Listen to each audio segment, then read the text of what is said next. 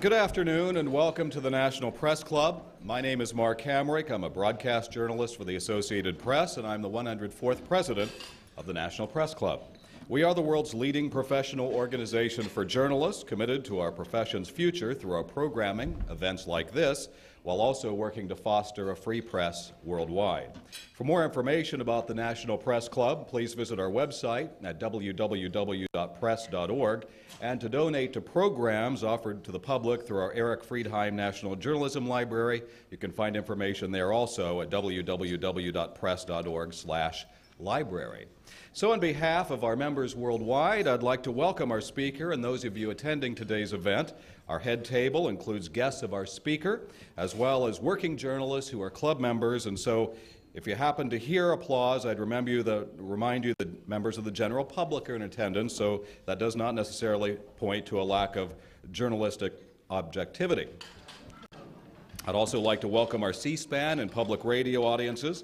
Our luncheons are featured on our member-produced weekly podcast from the National Press Club, and that's available for free on iTunes. You can also follow the action on Twitter using the hashtag #NPCLunch.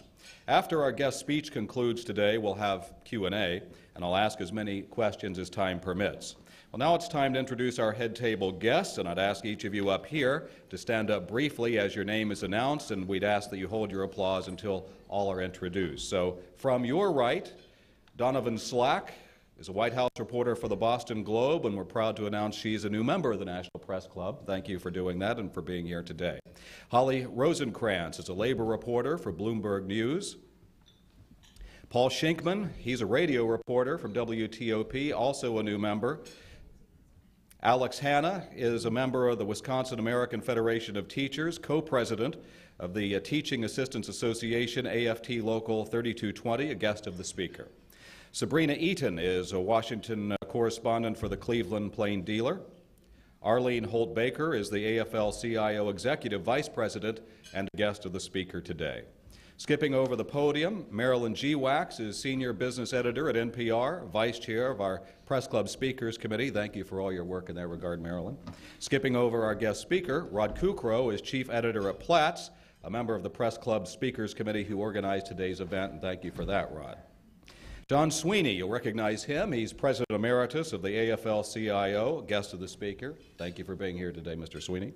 Jennifer DePaul is a reporter for The Fiscal Times. Beth Ward, a reporter with Platts. And Craig Gilbert is Milwaukee Journal-Sentinel Washington bureau chief. Let's give them a round of applause.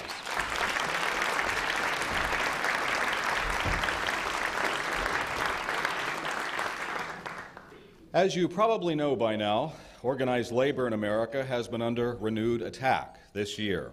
While it has not been as physically violent as seen in our nation's history, it has often been bitter at times. The benefits and collective bargaining rights of unions representing teachers, firefighters, police, and civil servants have become a special target. In more than a dozen states, politicians want unions to help reduce budget shortfalls by paying more for their benefits and giving up the ability to negotiate working conditions. Much of the impetus behind behind all this anti-union legislation might be linked back to the 2010 election, which flipped control of many governor's seats and legislatures from Democrat to Republican. In April, Ohio's governor signed into law a bill stripping state and local workers of their collective bargaining rights. And a similar bill signed by Wisconsin's governor appears headed to that state's Supreme Court. But Democratic governors, too, in places like Massachusetts and Connecticut, for example, want union givebacks to help balance their budgets. Their demands may not be driven so much by ideology as fiscal necessity. But for a union member, that difference may seem to be academic. The assault on labor is not limited to public employees. 14 states recently have considered right-to-work bills barring mandatory union dues in private sector workplaces.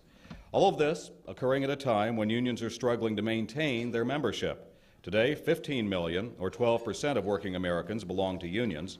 That happens to be the lowest level in 70 years and compares with roughly 22 million in 1980, when our speaker was just beginning his career as a union activist and as a leader. As for our speaker today, Richard Trumka was raised in the coal fields of southwest Pennsylvania after earning his law degree at Villanova University in 1974. That's where my son Christopher is a rising sophomore. I have to put a plug in for him. Having actually worked in the coal mines, our guest speaker went to work for the United Mine Workers Union, eventually becoming at age 33 the youngest president in that union's history. That was in 1982. He served 3 terms and brought the mine workers into the AFL-CIO. In 1995, he became Secretary-Treasurer of the AFL-CIO and served in that post until his election in 2009 as the 5th president of the 55 unions in the nation's largest labor federation, representing more than 12 million members. Please give a warm National Press Club welcome to Richard Trumka.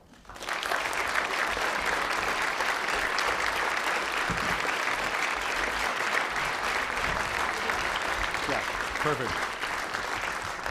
Mark, I want to thank you for that kind introduction, and I want to thank the Press Club for inviting me to speak here today.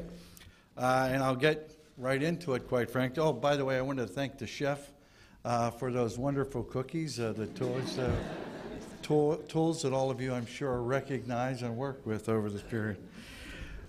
You know, friends, I guess how can we make sense of the spectacle that's been unfolding across the American political landscape?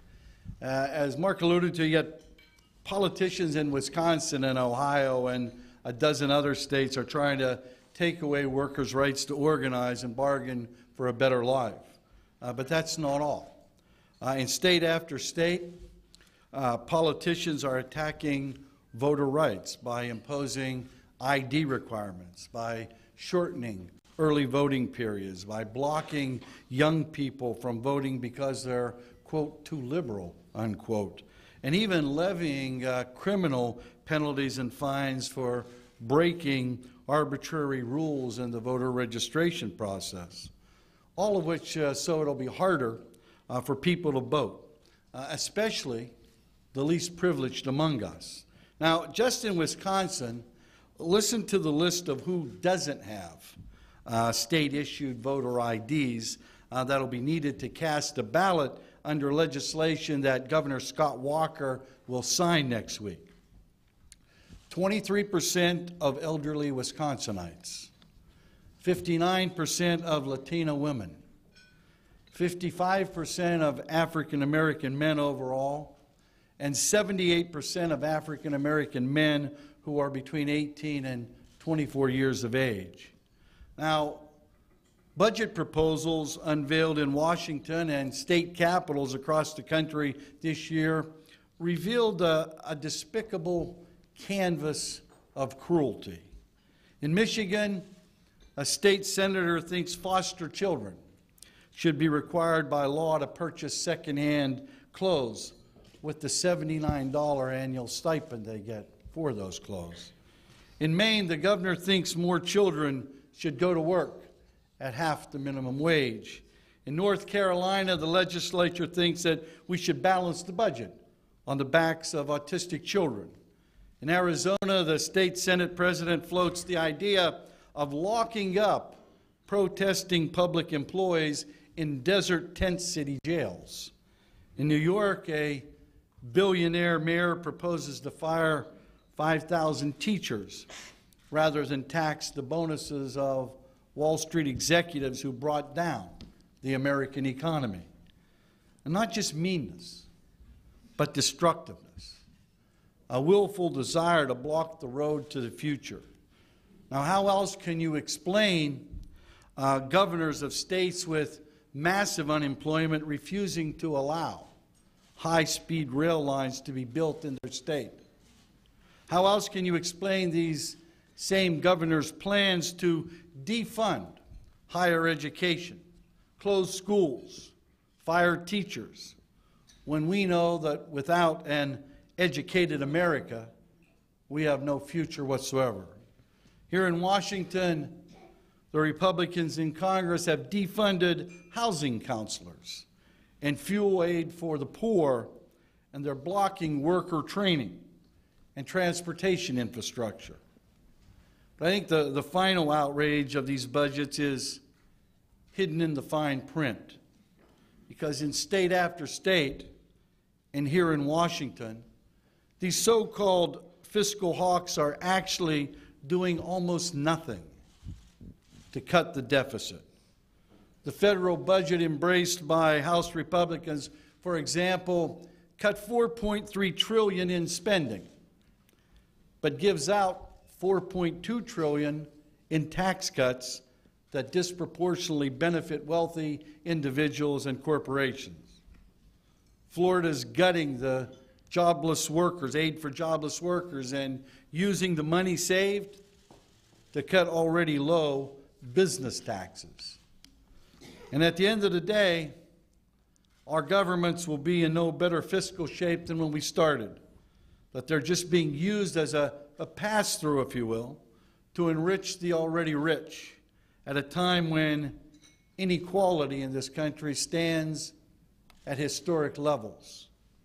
Now, think about the message these budgets send. Sacrifice is for the weak. The powerful and the well-connected, well, they get tax cuts so they can become more powerful and more well-connected. All these incredible events should be understood as part of a single challenge. And it's not just a political challenge. It's actually a moral challenge.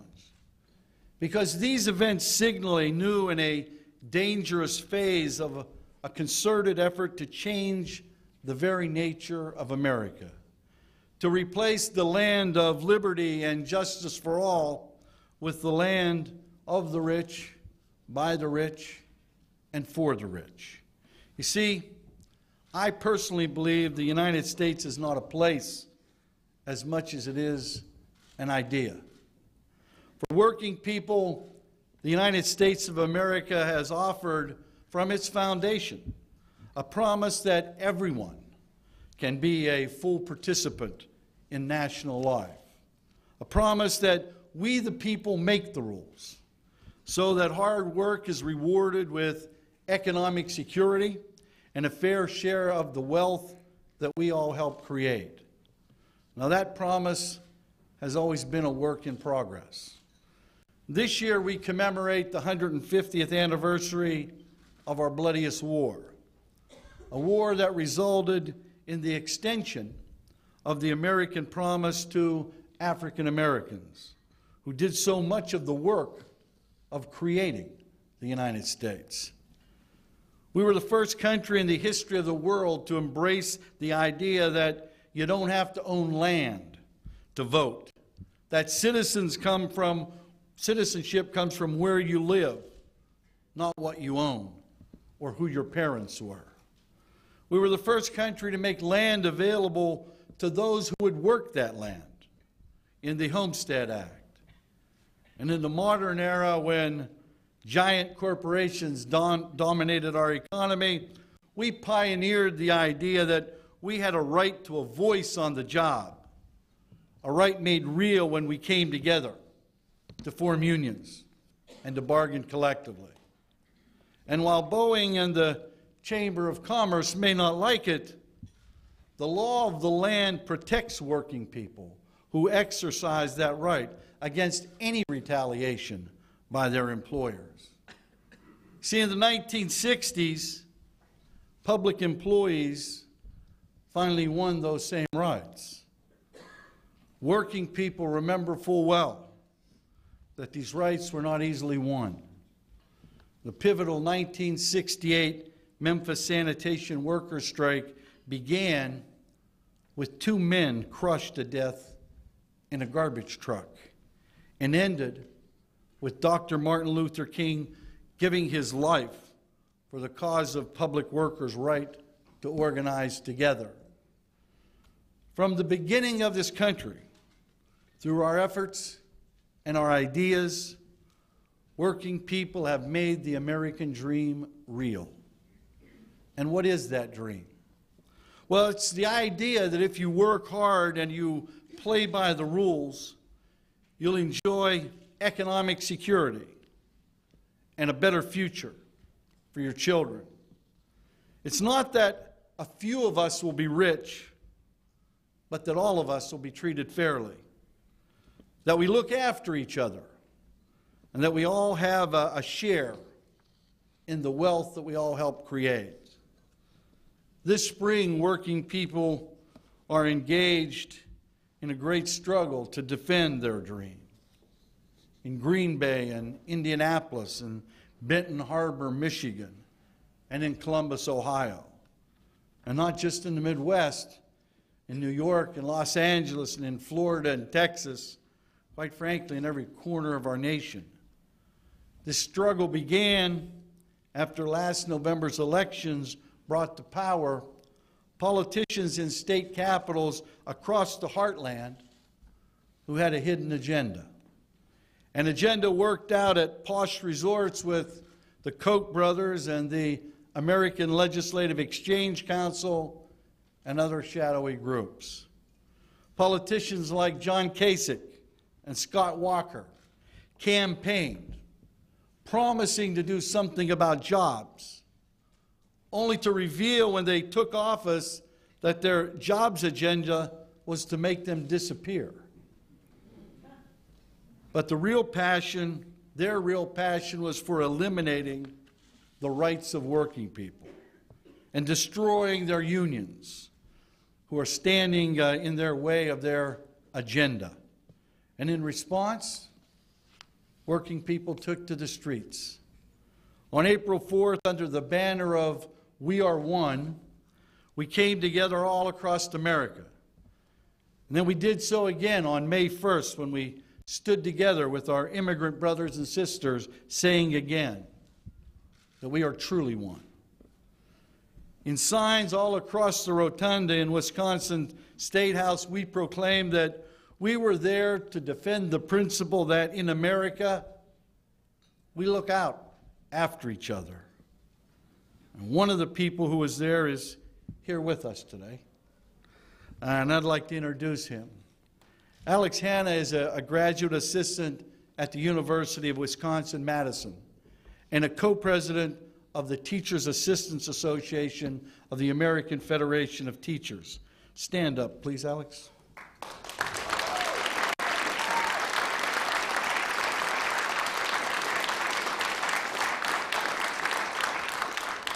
Now, Alex stood up for teachers and other public workers in Madison over the last couple of months, even as he built solidarity with workers in the Middle East. You see, his family comes from Egypt, and he strengthened links between movements for change all around the world. And Alex, I want to thank you for your inspiration and everything that you've done so far. You've been a wonderful example for all of us. I'd also like to thank those Democratic senators in Wisconsin who stood up and walked out on behalf of working people.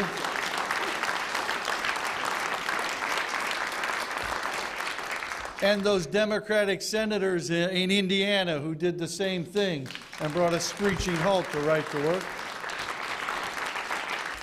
And quite frankly, I'd like to thank our Democratic and Republican friends in the Ohio legislature that stood up for workers. They deserve a round of applause. You see, Alex embodies the fact that we are not a nation of isolated individuals. We're a land of communities. We're a land of families. Our republic, our democracy, is an expression of our solidarity, of our common values, and our common life as a nation. In America, firefighters rush into burning buildings every day, risking their lives to save people that they've never met. Social workers care for other people's abused children, and home health workers provide care and companionship for those who need it. And every day, you and I pay our Social Security taxes and Medicare, and that same money is sent out again to provide comfort and security to other people's parents and grandparents. See, this is not just a matter of morality, but it also makes economic sense. And being a community makes more economic sense today than it ever has in the past. And it'll simply not be enough to beat back the Scott Walkers and the John Kasichs and the Koch brothers. America's economic fate depends on us coming together to educate our children, to invest in our infrastructure, to face the threat of climate change, and to reverse the yawning economic inequality that threatens our future. Let me be specific. Unemployment stands at 9%. Underemployment is at 16%. Housing prices are falling, and foreclosures remain at historic highs. Economic growth is hovering at around 2% annually, not enough to put a dent in unemployment, especially as tax cuts expire and as the Recovery Act winds down and state and local governments gear up for more deep cuts. Yet instead of having a national conversation about putting America back to work to build the future, the debate here in Washington is about how fast we can destroy the fabric of our country, about breaking the promises that we made to our parents and our grandparents. Now understand, the Ryan budget destroys jobs. It destroys almost all the jobs created during the recovery so far. It guts Medicare. It attacks Social Security, the one piece of our retirement security system that actually works. And now we see Speaker Boehner and his colleagues engaged in a new round of blackmail with a ransom note that reads, cut Medicare, dismantle the government, destroy hundreds of thousands of jobs to fund more tax cuts for the rich, or will cause the United States to default on its debts. Now, why is our national conversation in such a destructive place? Not because we're impoverished. We've never been richer. The American economy has never produced as much wealth as it produces today. But we feel poor because the wealth in our society has flowed to a handful among us. 100% of all income gains going to the top 10% in the last 20 years. And they and the politicians who pander to the worst instincts of the wealthy would rather break promises to our parents and grandparents and deny our children a future than to pay their fair share of taxes. You see, America's real deficit is a moral deficit, where political choices come down to foster children, forcing them to wear hand-me-down clothes while cutting taxes for profitable corporations. Powerful political forces are seeking to silence working people, to drive us out of the national conversation.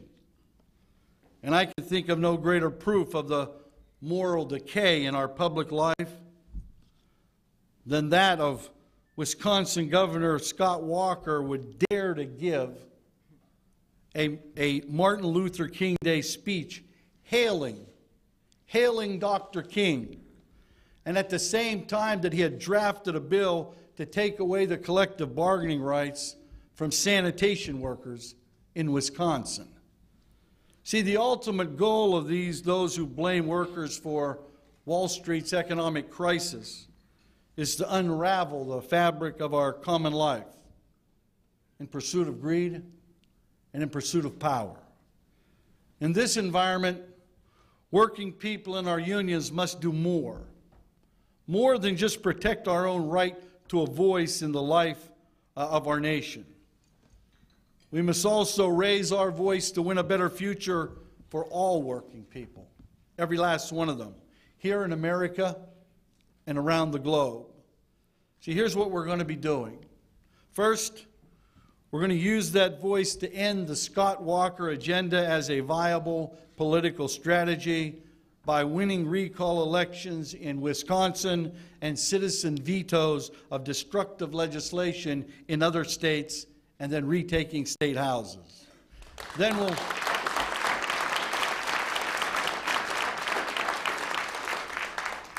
Then we'll spend the summer holding the elected leaders in Congress as well as states accountable to one measure. Are you improving or are you degrading life for working families? And moving forward, we're looking hard at how we work in this nation's political arena. We've listened hard. And what workers want is an independent labor movement that builds power of working people in the workplace and in political life. Working people want a labor movement strong enough to help return balance to our economy, fairness to our tax system, security to our families, and moral and economic standing to our nation. See, our role is not to build the power of a political party or a candidate. It's to improve the lives of working families and strengthen our economy, our country.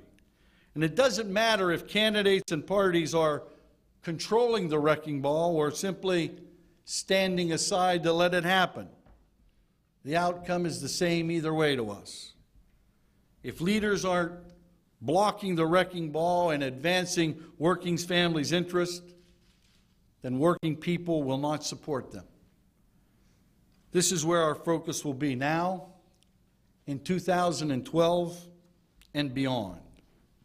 We will uphold the dignity of work and restore respect for working people. In this season's political battles, teachers and nurses and firefighters have been vilified.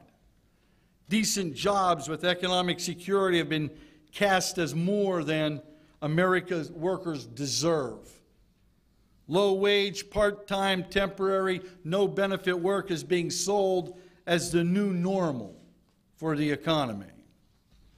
And we know that only a dynamic, effective movement of working people working together can reclaim the value of work.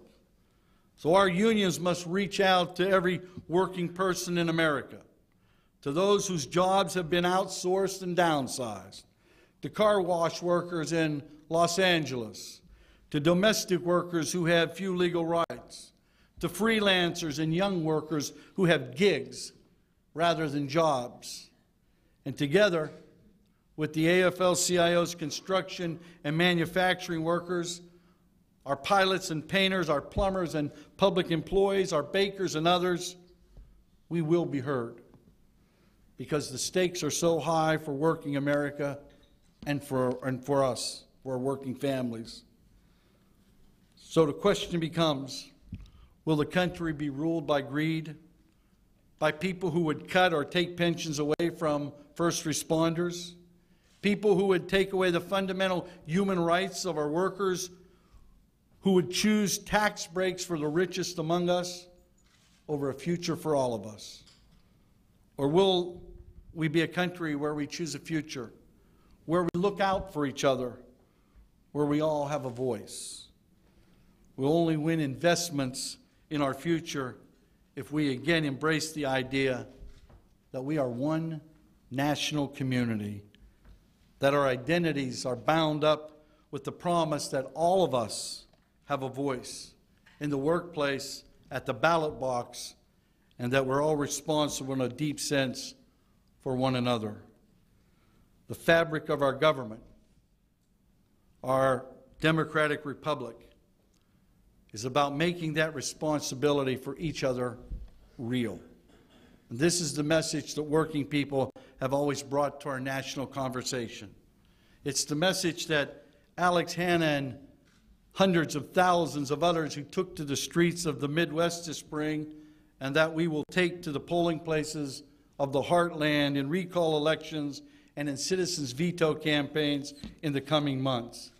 And it's the message that we'll continue to shout this year and next year and the year after that until we are heard. The moral character of America is worth fighting for. And that is exactly what working people are going to do in the days and the weeks and the months ahead. Thank you.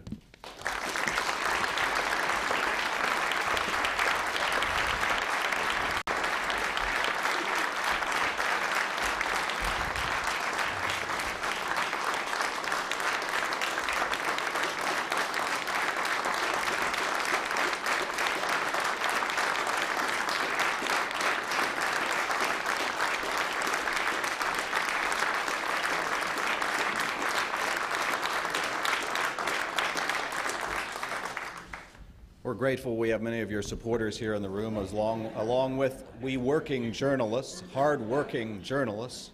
And part of our that as well. And part of our job is to take a look at the very skillful prose which you delivered here today and try to read between the lines. And we're paid to do that. So I hope you can understand some of the questions, why we're directing them to you today the way we will. And these are supplied from our audience for the most part, as well as some that we came up with, having had the benefit of some of your speech having been released in advance. So we'll go right to it. With all of the unprecedented attacks against labor at the state level, isn't it time to redirect all campaign contributions to the battleground states, and what will that take? Well, we're actually redoing our entire political program and the way we do things. As you know, the AFL-CIO gives very little money to candidates. Most of the money we do is used to educate and mobilize our members. But our affiliate unions do give a considerable amount of money to candidates, and we hope to be able to coordinate that spending in a much more effective way to build power for working people. We will target those. Some of them will be targeted toward battleground states. Some of them will be targeted to friends that have stood up for workers. Some of them will be Republicans, and some of them will be Democrats who stood up to help us, and we will stand up to help them. We will change the way we spend, the way we do, and the way we function in a way that creates power for workers and hopefully brings the America back, at least in a conversation that we're talking about. So that's a broad framework, but one might ask, weren't you doing that all along? And if not, why not? Well, it's a good question. We have been educating all along. The question becomes, are we going to spend all our money in the battleground states? And we've never done that. We've spent money where we've had friends, and we will continue to do that. Of course, our focus will remain in those battleground states. That's why they're called battleground states. But we will also focus on our friends. That someone who has stood up with us and is not in a battleground state that's in a tough race, we're going to stand with them. And we're going to challenge people that have been against us as well. Some will be in battleground states, and some will not be in battleground states. So someone hearing this up to this point asks, well, does this mean that you'll be concentrating less in fighting against congressional attacks on Social Security and Medicare? They're worried that you might cede that kind of ground. Actually, we'll be fighting more strenuously for those type of fights, and let me make this one personally clear. The AFL-CIO and Working America will fight against any proposed cuts to Social Security and Medicare, regardless of who proposes them. That's point number one. But we will be mobilizing, hopefully, in a year-round basis right now. We'll be able to hold people accountable. In the past, we dismantled our process after the election, and then we would have to re-energize it when issues came up. We intend now to keep that process in effect, and when friends or foe get a little weary and forgetful about who they should be representing, we'll remind them with an educated and mobilized rank and file.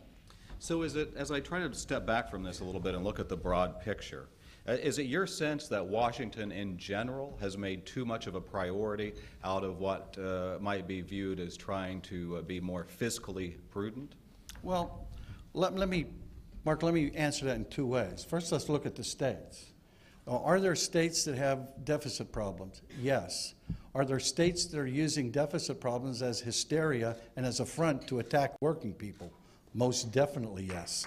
We will stop that. Right? And here, there's not much difference here. We don't have a short-term deficit crisis in this country. Anybody will tell you that. Any other country will tell you that. What we have is a short-term jobs crisis in this country. Create jobs, you lower the deficit. Do some other things, have a real health care program, you lower the deficit.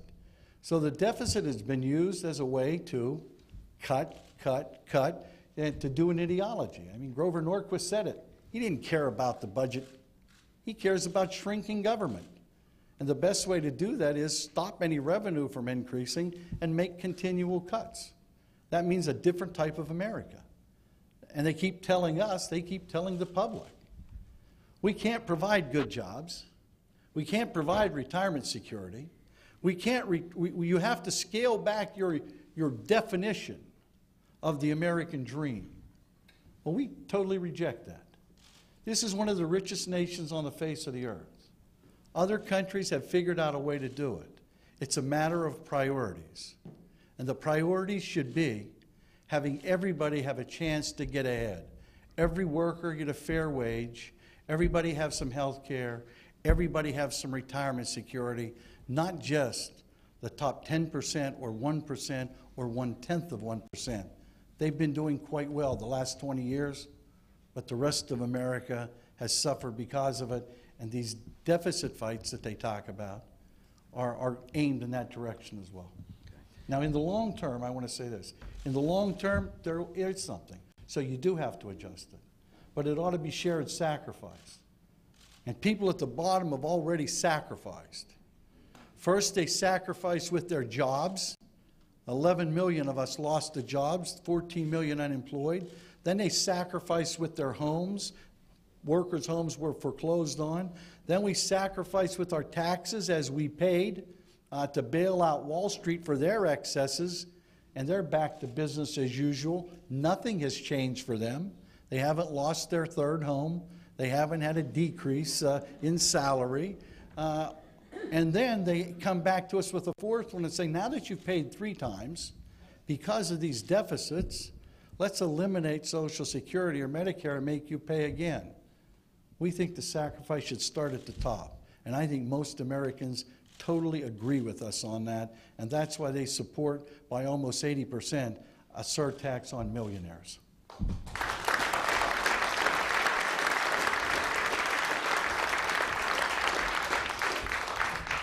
One short-term problem that is looming is the debt ceiling. Indeed, we already bumped up against that, and the Secretary of the Treasury, who also is a Democrat, of course, has said, let's deal with this before it's a crisis that the financial markets present to us when we cannot necessarily see it coming, a day or two out. We've seen that happen in Europe. We've seen it happen in South America, around the world in years past. As you look at that, and that does not mean that you need necessarily to be in sympathy with the Republicans, but how serious a problem is that, and what should members of both parties be willing to give up to attack the issues that surround that? Well, look, increasing the debt ceiling is a ministerial thing. It's the budget and the long-term deficit that you have to look at. Now, the Republicans are going to try to say, in order for us to increase the debt ceiling, you got to make all these more draconian cuts. Get rid of Medicare, raise the age of Social Security, take away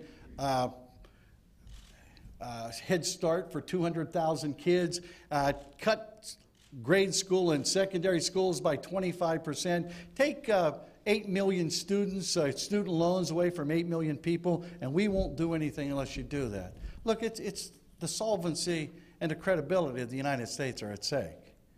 It's not about the debt limit. If they were serious about the deficit, they wouldn't have had to propose a budget that cut $4.3 trillion out of it and then gave $4.2 trillion away. Let's do the math. That means over 10 years, their budget is going to reduce the deficit by $100 billion, $10 billion a year.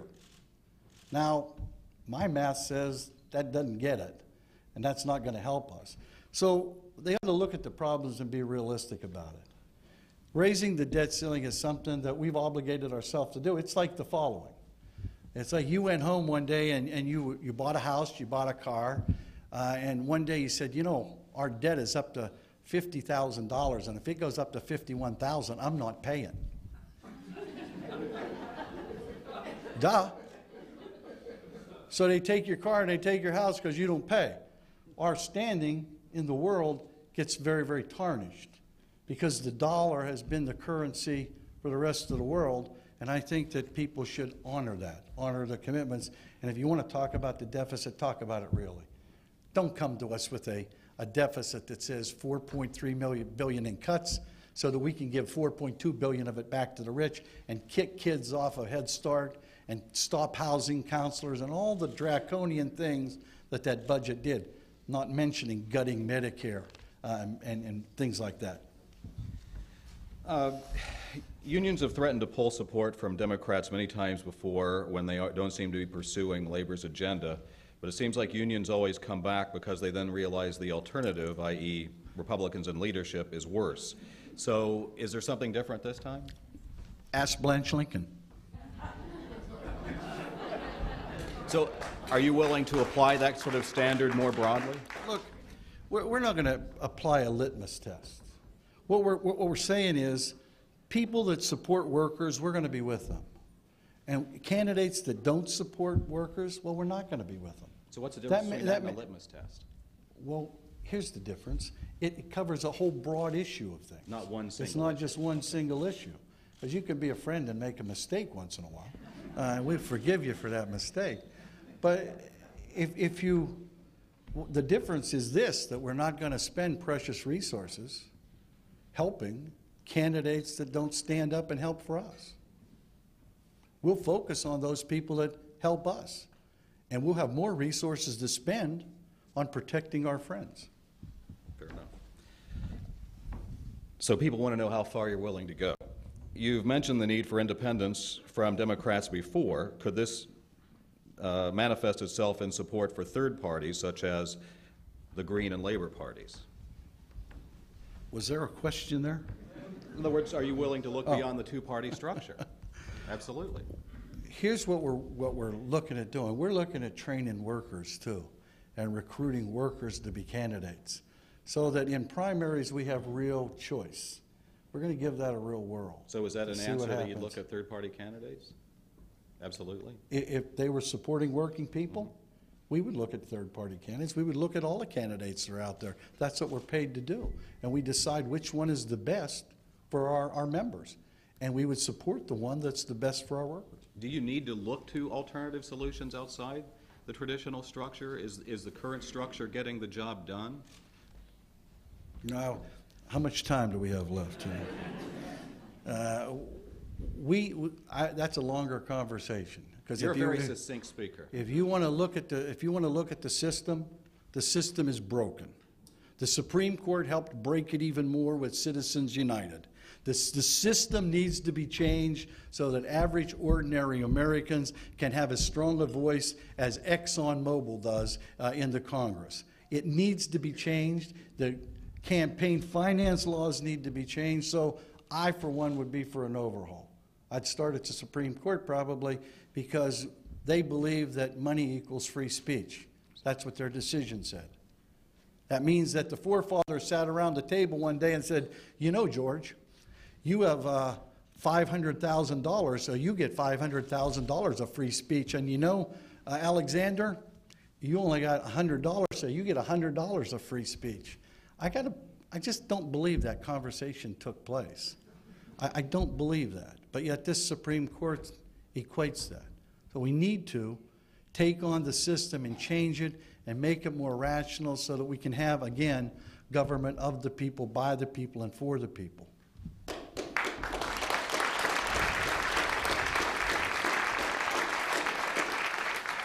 So back to your speech. Someone asked, what is your game plan to spread the spirit of the Wisconsin protest to other parts of the country? We're out there every day, educating and mobilizing, and it's not just in Wisconsin. We've cross-pollinated Wisconsin people with Ohio people, with Missouri, with Tennessee, with Indiana. We've gone all over the country, and people are mobilized. And it's not just union people. It's working people in general. Small business people are out there supporting us. Non-union workers are out there supporting us because they think these people have gone too far in trying to pay back their rich donors by destroying the rights of workers out there. So we're taking that message everywhere. We're seeing it take effect.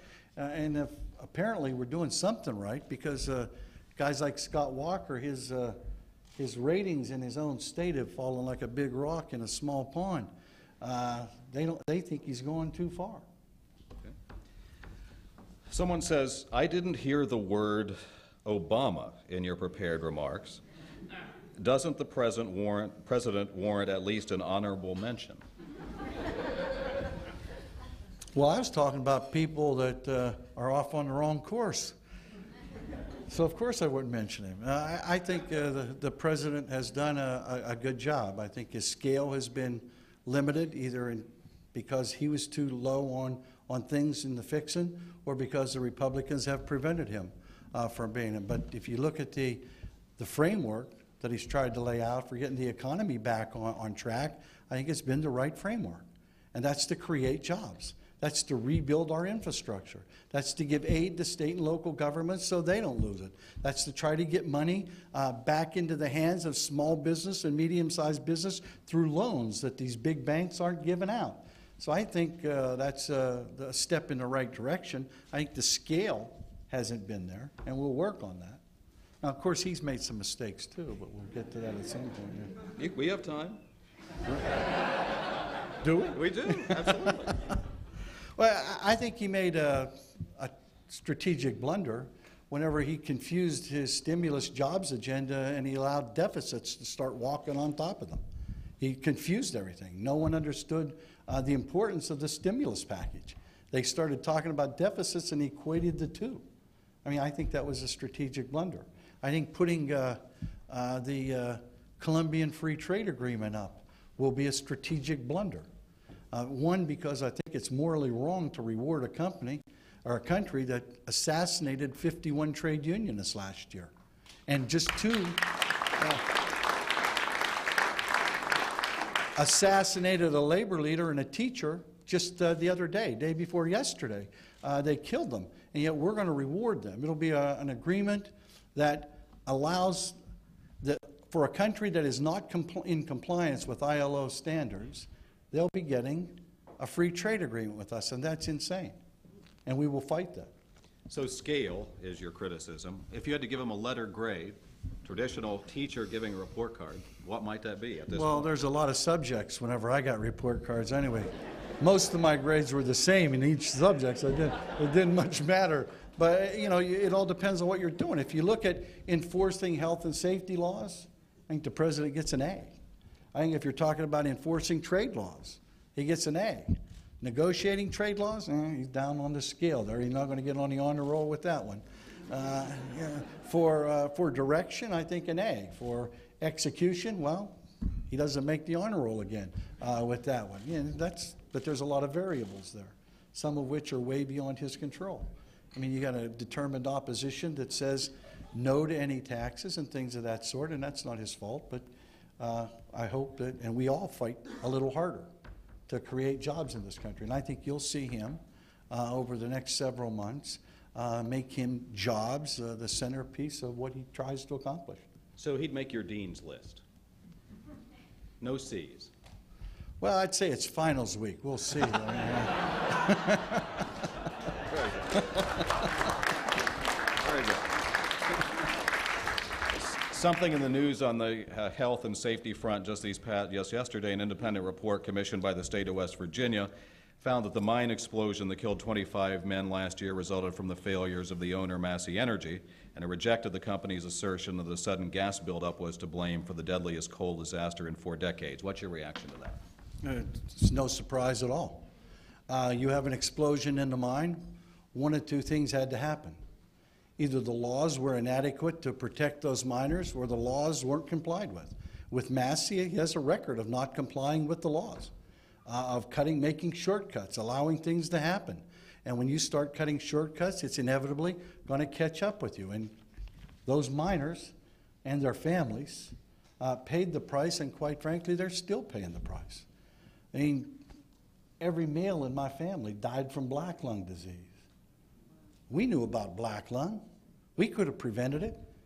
Christ, in the UK, there was an occupational disease in the 20s. And we had coal companies in this country in 1969 standing in front of a podium and saying, we have proof positive that breathing coal dust is good for you. I offered to pump her through their air conditioning unit and share the good hell. They weren't interested in that. But, you know, look, miners get killed every day. Workers get killed in this country every single day. They also contract pieces of occupational diseases every day. And that doesn't make the headlines.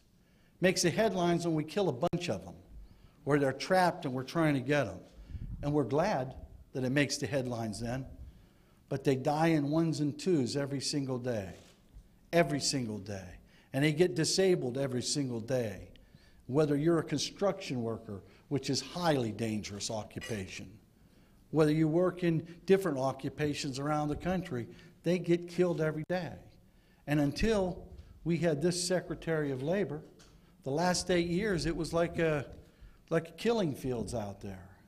Now at least we have a Secretary of Labor that's enforcing the laws in OSHA and MSHA and saying you shouldn't have to sacrifice either your life or your health to make a living in this country at this point in time.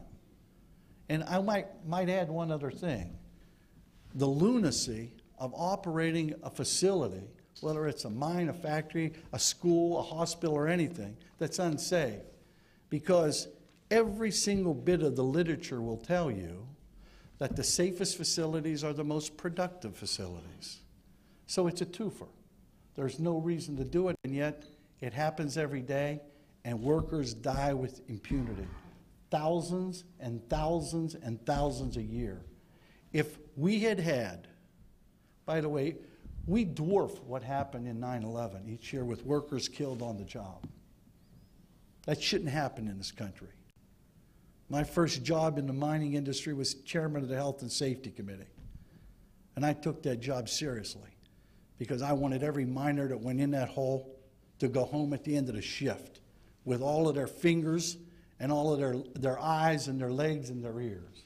And we all ought to be outraged by what happens when workers get killed and slaughtered in this country.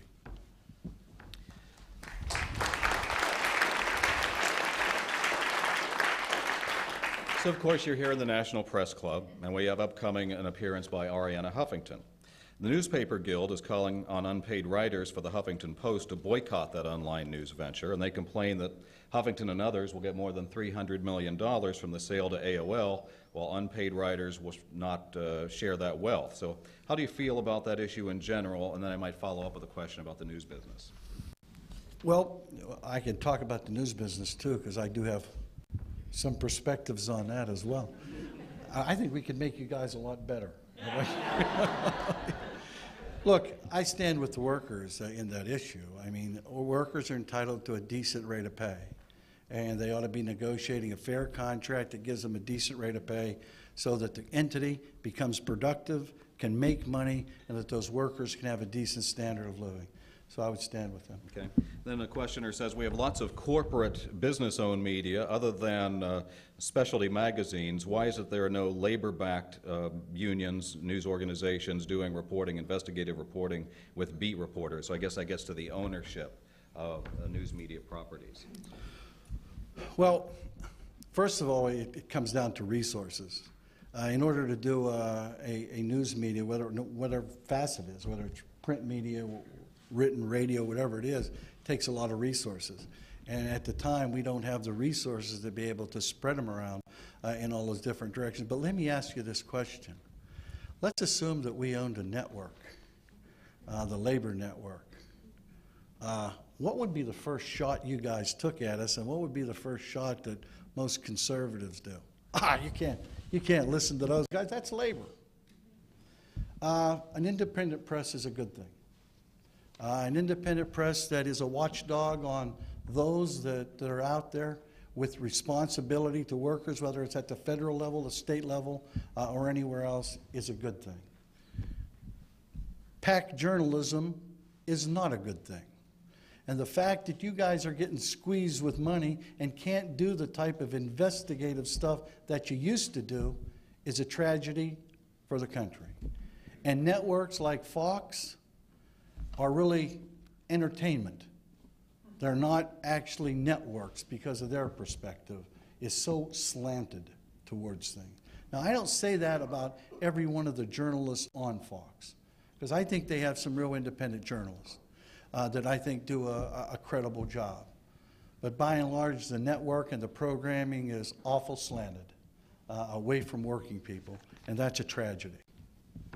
I'll ask you to be somewhat more succinct in this next one just because we're up against time and there's a final question I want to get to. But in a week, we'll have DeMaury Smith, the executive director with the NFL Players Association, here with a marquee player to be named later, we hope, That's part of the AFL-CIO. Americans seem to have one primary thought here, and that's they want their football. So is this going to be resolved by the fall, and how do you see this playing out? Look, we certainly hope that it's resolved by the fall. And let's start off with the base of all this, and I'm sure DeMorris will tell you this. The football players didn't ask for a single thing. They did not ask for a single increase. They've asked to maintain what they had. That's all they asked for. Now, the owners, on the other hand, asked for a couple of $2 billion in givebacks. They want the players, one of their proposals is to have the players pay for the practice facilities, to have the players pay for their travel to and from games. Now, that's a $9 billion industry. But guess what? It isn't just the players and the owners as people think about. There's almost 200,000 workers out there that'll get hurt because of this lockout. And remember what a lockout is. It's the employer saying, no, you can't come to work. It's not the employer saying we won't come, they want to come.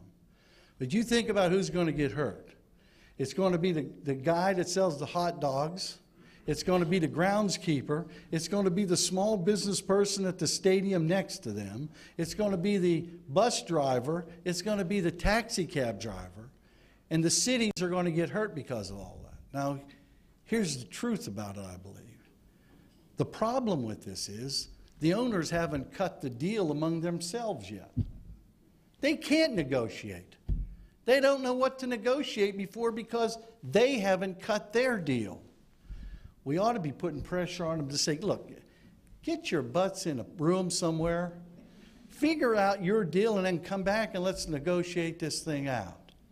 Because while it's a wonderful sport, and I happen to love football, love it with all my heart, it's not just football players and owners in all of this. It's all the other people that are going to get hurt in this process because the owners can't come up with their own deal on how to split their revenue before they come and talk to the players.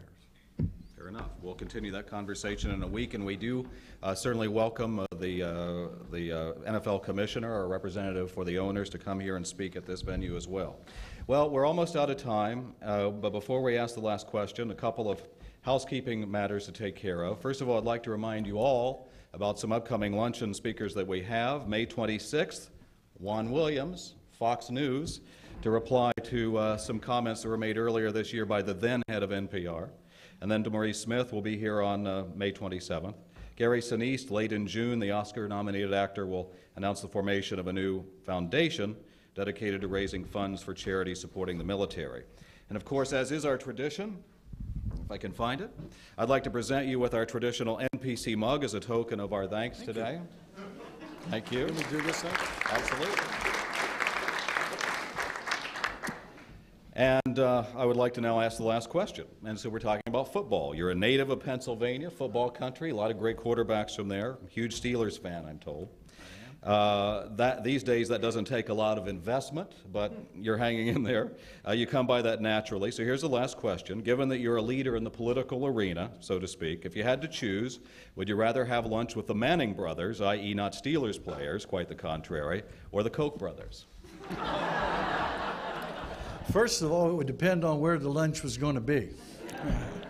I personally would probably rather have lunch with the Manning brothers. The Koch brothers, me talking to them would not do a lot, although let me think about that for a second. I would like to have lunch with them, as a matter of fact. I'd like to give them a few minutes to explain to me what they think, and I'd like to indicate in some mild fashion what I think, and then see where we went from there. Very well. How about a round of applause for our speaker today?